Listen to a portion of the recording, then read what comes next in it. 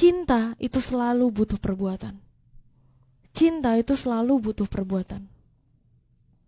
Kita mencintai Tuhan itu bukan hanya waktu kita bilang aku mencintai Engkau Tuhan, tapi waktu kita bilang Tuhan aku mau kenal Engkau lebih dari apapun. Lagu ini, hanya dekat kasih-Mu Bapa,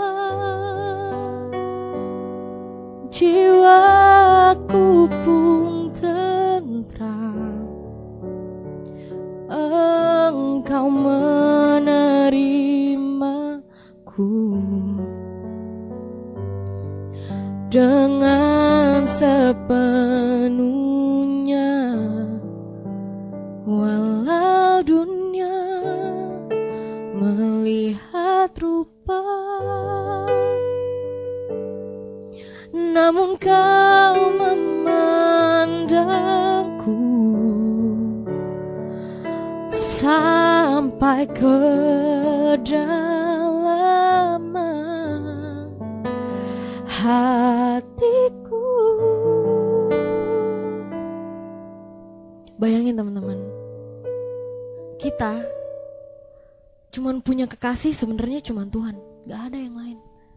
Hidup yang sementara ini, suatu saat siapapun orang di samping kita itu bakal ninggalin kita. Siapapun itu. Dengar yang ini ya teman-teman. Orang tua kita pun suatu saat pasti bakal ninggalin kita, karena dia pasti dijemput sama Tuhan. Kita tuh bakal punya harapan cuman sama Tuhan, gak ada yang lain.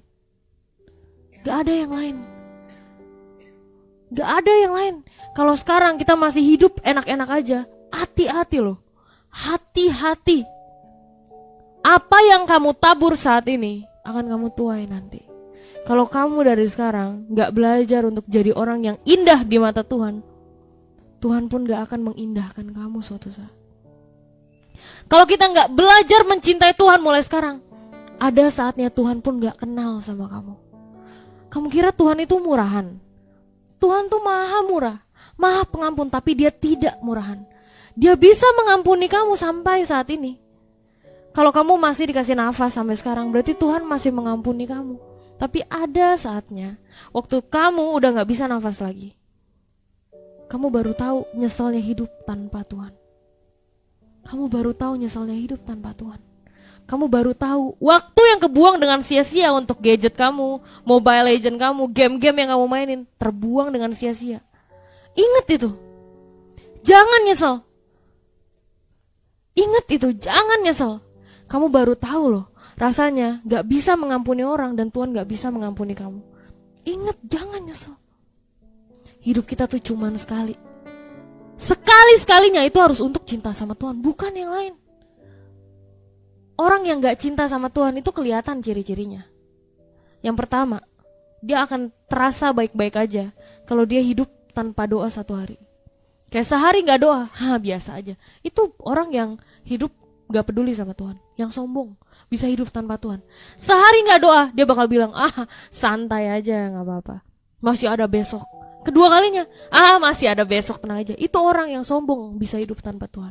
Yang kedua, orang yang tidak mencintai Tuhan, pasti dia hidupnya gak jelas. Males-malesan ngelawan orang tua, itu dia gak cinta sama Tuhan. Nilainya jelek di sekolah, kerjanya main game doang. Itu orang yang gak cinta sama Tuhan. Pertama, orang yang gak cinta Tuhan. Ingat nih ya, coba kita koreksi diri kita masing-masing. Orang yang gak cinta sama Tuhan, yang pertama, dia bisa hidup tanpa berdoa dalam satu hari. Tanpa doa, tanpa Alkitab, dia bakal baik-baik aja. Yang kedua, orang yang bisa hidup tanpa Tuhan, itu orang yang gak maksimal hidupnya. Sembarangan, ngomong sembarangan, bangun sembarangan, tidur lama-lama sembarangan, super sembarangan, males kerjaannya. Wah, itu sembarangan banget orang. Yang kedua, dia gak akan mencintai Tuhan. Yang ketiga, dia buat dosa pun dia gak peduli.